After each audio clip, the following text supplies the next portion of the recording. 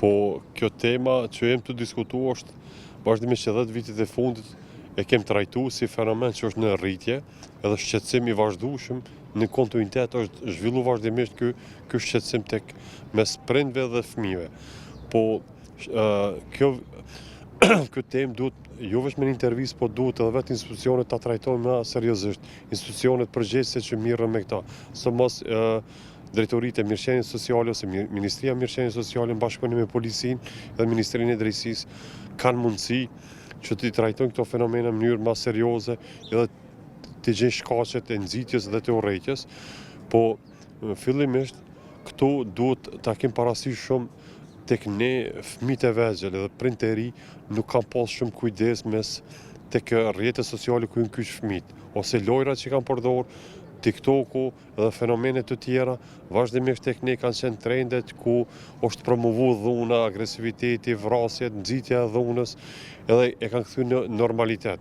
Këto tema është problem t'i ndalojmë me një diskutim ose me një disa intervistat vogla sepse vyjnë trajtim edhe parandalim nga institucionet përgjegjëse.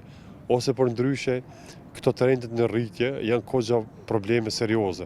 Rrugës isha të ardhe për ndërgjë për Radio Këforit, një raport të policisë ku veç vitit 2024 kanë qenë mbi 2400 e diçka rastet të dhunës në familje. Kjo tregon që është trend i rritjes, që në familjet tona nuk ka qenë dukuri normale këto fenomene ose këto dukuri të devijante.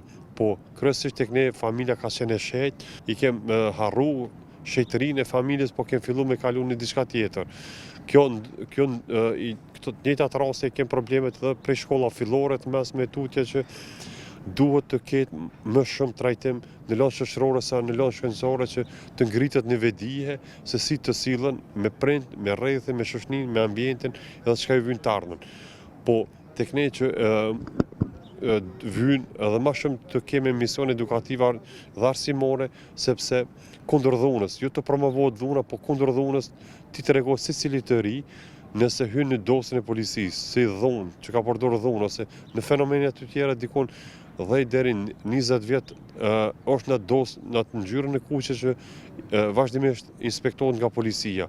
Po këta secili i ri duhet ta kesh parasysh që duhet mi këtij fenomeni tani derisa të rritën. Manë kur të rritën e din që nuk ka nevojë më diskutu se shihet që është fenomen i keq.